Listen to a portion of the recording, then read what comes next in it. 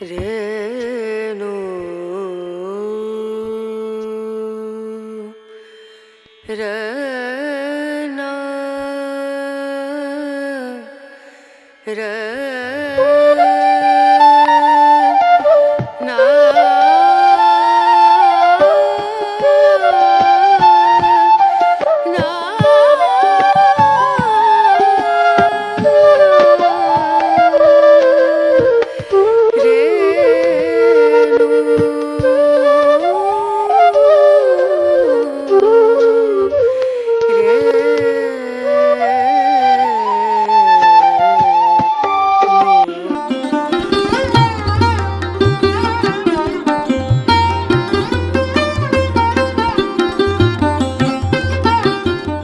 সকালবেলা না ঘুম থেকে উঠে এখন এতটাই হুলস্থুল থাকে জানো তো, মানে একদম দিশবিশ পাইই না। ওই যে ঘুম থেকে উঠে আশিবাসি সেরেই আগে রান্নাটা বসাতে হয়। ঘুম থেকে উঠার পরেই না একদম নাকে মুখে লেগে যায়, মানে তখন মনে হয় যে আমি কখন বাসি কাজগুলো সারতে পারবো আর কখন গিয়ে পটাপট রান্নাটা বসাতে পারবো। কারণ রান্নাটা হয়ে গেলে না একটা নিশ্চিন্ত মন আর কি। সেই যে টিফিন প্যাক করে দিতে হবে, খেয়ে যাবে, তাও আবার ঠিক 8:30টার আগে। জানো তো, অন্যান্য দিন রাত্রেবেলায় কাটাকুটিটা করে রাখি যাতে সকালবেলা উঠে দেরিটা কম হয়, কিন্তু ওই যে আগের দিন রাত্রেবেলা আমার ভীষণ পরিমাণ মাথা ব্যথা, তো পারলাম না কাটাকুটিটা করতে। তো অবশ্যই একদিকে ভালো হয়েছে, আমি দুপুরবেলা যে তরকারি রান্না করেছিলাম আগের দিন সেটা একটা বাটির মধ্যে আলাদা করে রেখেছিলাম, তো ওই তরকারিটাই গরম করে দিয়ে দেব। আর এখন এই তো ডুগ্গু সোনার জন্য একটু আলু ভাজি করে নিলাম, আর এই দিকে একটু লাই শাক বানিয়ে নিলাম রসুন সম্বাস দিয়ে। সেই শাকটা আর কি তোমাদের দাদাভাই খেতে ভীষণ পরিমাণ পছন্দ করে, মানে ওই হাফ বয়েল। তো এইটা খেয়েও যাবে, সঙ্গে একটু টিফিনও দিয়ে দেব। এখনের সকালটা এতটাই ব্যস্ততাময় থাকে আমার কাছে, ভিডিও করার মতো আমি একদম সময়ই পাই না জানো। এই যে আজকে এতটুকখানি ভিডিও করলাম, তারপর আর সময় পাইনি। তো এখন সময় হয়ে গেছে 9টা। তো এই তো সকালের রান্না বাড়া যেহেতু কমপ্লিট, দুপুরবেলা একটা কিছু করে নেব আর কি, ভাজি টাজি, যেহেতু ডুগ্গু সোনার আমি খাবো। আজকে তো আর সকালবেলা তেমন কিছু রান্না হয়নি। এখন এই তো ঘরের কাজে লেগে পড়লাম, একটু ঘর দুয়ারটা গুছগাছ করে নিই। সকালবেলা হলে তো এটাও একটা আমাদের ডিউটি থাকে, তাই না? ঘরটা এলোমেলো হয়েই যায়। তো এই তো ঘরটা একটু গুছিয়ে নিচ্ছি। রাধে রাধে আমার মিষ্টি বন্ধুরা, আমি পিঙ্কি, আসাম থেকে। আসামের হোজায়ে একটা ছোট্ট গ্রামের সাধারণ একজন গৃহবধূ আমি, যে তার যাবতীয় কাজকর্মগুলোই শেয়ার করতে তোমাদের সঙ্গে চলে আসে। যেমনই আজকে আসলাম। আশা করি আজকের ব্লগটিও তোমাদের কাছে অবশ্যই ভালো লাগবে। আর যদি ভালো লেগে থাকে তাহলে একটা লাইক আর একটা কমেন্ট করতে ভুলো না যেন। আর যদি একটু বেশি ভালো লাগে তাহলে তোমরা আমার এই ছোট্ট পরিবারের একজন সদস্য হয়ে যেও, কারণ আমি আমার এই পরিবারটাকে না অনেকটাই বড় করতে চাই। রিয়েলিতে তো আমার পরিবার অনেক ছোট, আমরা মাত্র 3জন মানুষ। এক এক সময় ভীষণ ফাঁকা ফাঁকা লাগে, কিন্তু যদি আমার এই পরিবারটা একটু বড় হয়ে যায় তখন আমি কত ভালোবাসার মানুষ পাবো আমার পরিবারের। তখন তোমাদের সঙ্গে কথা বলে বলে কিন্তু আমার এই একাকিত্বটা এমনিতেই কেটে যাবে। তার জন্যই বললাম তোমরাও কিন্তু যারা যারা আজকে আমার এই প্রথম দেখছো ভিডিওটা, আগে ভিডিওটা দেখো। যদি তোমাদের মনে একটু হলেও জায়গা নিতে পারে তাহলে আমার এই ছোট্ট পরিবারের তোমরাও একজন সদস্য হয়ে যেতে পারো। তো চলো সংসারের কাজকর্ম করতে থাকি আর তোমাদের সঙ্গে একটু কথা বলতে থাকি। তো প্রথমত কিছু টুকটাক কাপড় ছিল, সেগুলো আমি গুছিয়ে নিলাম। তারপর সামনের রুমটাও একটু পরিষ্কার পরিপাটি করে নিলাম, করে এই তো এই রুমে চলে আসলাম। আর এখন জানো তো এই রুমটাতেও ধুলাটা অনেক পরিমাণ বেশি হয়। আগে একটু কম হতো যেহেতু কার্পেট ছিল, আর এখন তো এত পরিমাণ ধুলা হয়। এখন দেখা যায় রোজেই এই যে মোছামুছির কাজটা আমি এখন করছি, এটা এখন রোজের কাজ হয়ে গেছে আমার, জানো তো। মানে রোজ দিন ঘুম থেকে উঠে দেখি এগুলো সমস্তটা সাদা হয়ে রয়েছে। আর আমার তো এমনিতেও ধৈর্য শক্তি অনেকটা কম, মানে এমনিতে রাখতেই পারি না, এত পরিমাণ ধুলা উঠে, জানো তো। মানে খুব নোংরা হয়ে যায় এখন পট করে। তবে একদিকে শান্তি পেয়েছি, সেই কার্পেটটা আগে যখন ছিল ঘরের মধ্যে এত পরিমাণ ভেঙে গিয়েছিল, দেখতেও ভীষণ পরিমাণে বাজে লাগতো। অনেকে আমাদের ঘরে যখন হঠাৎ করে আসতো না, প্রায় বলতো যে কি ভাই, তুমি এক কাজ করো, এই কার্পেটটা উঠিয়ে নাও, ঘরটা দেখতে ভালো লাগে না। তুমি ঘরটা এত সুন্দর গুছিয়ে রাখো, কিন্তু নিচটা দেখলে পরে কেন জানি ভালো লাগে না। বিশেষ করে আমার বোন এই কথাটা সবসময় বলতো যে দিদি তুই কার্পেটটা উঠিয়ে নে, তো ভালো লাগে না দেখতে, ঘরের মধ্যে বিচ্ছিরি লাগে। আর এখন তো উঠিয়ে নিয়েছি ঠিকই, কিন্তু যেন কাজের মাত্রাটা আমার একটা বেড়ে গেল। রোজ এখন আমাকে মোছামুছি করতেই হয়। আগে তো ধরো 3-4 দিন পর একবার মোছামুছি করলে হয়ে যেত, কিন্তু এখন তো রোজ হয়ে গেছে। তা অবশ্য রোজ এখন করতে থাকলে একটা অভ্যাসে আমার পরিণত হয়ে যাবে। কিছুদিন হয়তো অশান্তি অশান্তি লাগবে, তাই না? যেমন আজকেও আমার অশান্তি লাগছিল, কারণ রোজ এক কাজ করতে কেন জানি ভালো লাগে না, জানো তো। আমার এমনিতে তো সংসারে রোজ দিন একই কাজ করি আমরা, তবেও কিছু কিছু কাজ থাকে যেন রোজ করতে ইচ্ছেই করে না, অশান্তি অশান্তি ভাব লাগে আর কি।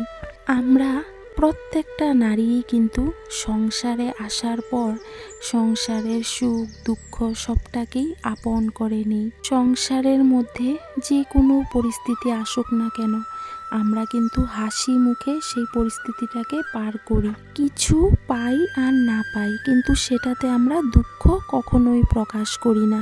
দুঃখটাকে মনের মধ্যেই চেপে রাখি, আর খুব অল্পতেই কিন্তু আমরা অনেকটাই খুশি থাকি।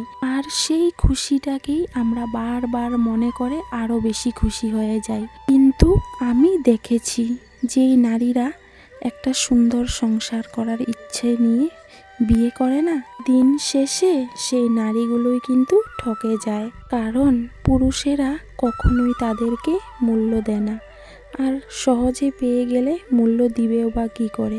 যারা চায় তারা সহজে পায় না, আর যারা পায় তারা তাদেরকে মূল্য দেয় না। এটাই হয়তো সংসারের নিয়ম, আর এটাই বাস্তবতা। কিছু কিছু সংসারে হয়তো পুরুষেরা এই জিনিসটা বুঝতে পারে, আর কিছু কিছু সংসারে নারীরা। প্রত্যেকটা সংসারেতেই স্বামী স্ত্রীর যদি মনের মিল হয়ে যেত, তাহলে হয়তো কোনো সংসারেই অশান্তি হতো না।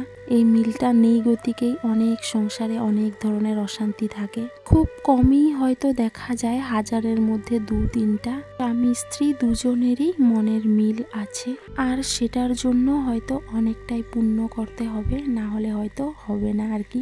যাকে যেমন জীবন সঙ্গী দিয়েছে তার সঙ্গে তো এই জীবনটা কাটাতেই হবে মরণের আগ পর্যন্ত, আর সেটাই হলো বিধাতার নিয়ম। সেটাতে তো আর আমরা কোনো কিছু করতে পারি না, তাই না বলো? হ্যাঁ, ইচ্ছে করলে অনেক কিছুই করা যায়, কিন্তু সবার মন তো আর একরকম হয় না। তবে অনেক কথা বলে ফেললাম, আর এদিকে কিন্তু ঘরের নানান রকমের কাজ করে ফেললাম, অনেক মুছামুছি করে নিলাম। আর এদিকে সঙ্গে কিন্তু চিরুনিগুলো একটু ধুয়ে নিয়েছি আজকে, যেহেতু অনেকটাই নোংরা হয়ে গেছে। আর তোমরা তো সবাই জানো যে সামনে মহাশিবরাত্রি, তো ওই শিবরাত্রির উপলক্ষে যেহেতু আমাদের ঘরের সামনের ক্ষেতের মধ্যে যে মন্দিরটা আছে, সেই মন্দিরটার মধ্যে কিন্তু খুব সুন্দর করে পূজা করা হয় আর কি। আমরাও থাকি, আমাদের পাড়ার সবাই থাকে আর কি। তো সেই পূজা উপলক্ষেই আর কি আমি কি করছি, ঘরে দুয়ারের সমস্ত ধোয়া পাকলা আর কি কমপ্লিট করে নিচ্ছি, যেহেতু জল ঢালবো। আর ঘরের সামনায় এরকম একটা পুজো থাকলে দেখা যায় ঘরের মধ্যে ধোয়া পাকলা না করলেও যেন ভালো লাগে না। তো ওই তো যেগুলো একটু ধোয়াধুয়ি করার বাকি ছিল সেগুলো আজকে একটু ভিজিয়ে দিলাম, ওই যে ঘরের পর্দা টর্দাগুলো, জালানার পর্দা টর্দাগুলো। তো আজকে আবার কিন্তু আমি ঘর দুয়ারটা লেপা মোছা করবো। আজকে জানো তো সকালবেলা অনেক গোবর পেয়েছি, পুরো 1 বালতি গোবর। তো আজকে আর আমি ঘরের কোনোই চিপা চাপা বাকি রাখবো না, সমস্তটাই লেপা মোছা করে নেব, আর একটু ভারী করেই লেপবো। আর সামনের রুমটা বেশ কয়েকদিন হয়ে গেছে লেপা হয় না, তো ভাবলাম প্রথম এই রুমটার থেকে স্টার্ট করি। আর সামনে যেহেতু শিবরাত্রি, তো ওই আর কি 1 ঢিলে 2 শিকার হয়ে যাবে। আর এমনিতেও 1 সপ্তাহ ধরে তো তোমরা নিশ্চয়ই দেখেছো আমি আমার ওই শোয়ার রুমটা নন স্টপ লেপা মোছা করতেই আছি। তো আজকে পুরো ঘরটাই আর কি মানে দুটোটা রুমেই একদম লেপা মোছা করে নেব। তো চলো এদিকে লেপা মোছা করতে করতে তোমাদের কিছু মিষ্টি মিষ্টি কমেন্ট আমি পড়ে নিই। রাজকুমার নন্দী বোনটাই লিখেছে, পিঙ্কি বনু খুব সুন্দর আর মিষ্টি তোমার কথা, আর কাজ কিছু বলার নেই গো, ভালো থেকো। অসংখ্য ধন্যবাদ বোন, আমার কাজও তোমার কাছে ভালো লাগে আর আমার কথাগুলো তোমার কাছে অনেকটাই মিষ্টি লাগে, তাই না? অসংখ্য ধন্যবাদ। আর তুমি কিন্তু খুব সুন্দর সুন্দর কমেন্ট করো আর সব সময় কিন্তু এইভাবেই আমার পাশে থাকবে। আরেকটা কমেন্ট এসেছে সিদ্ধার্থ পাল আইডি থেকে, খুব ভালো লাগলো, ধন্যবাদ।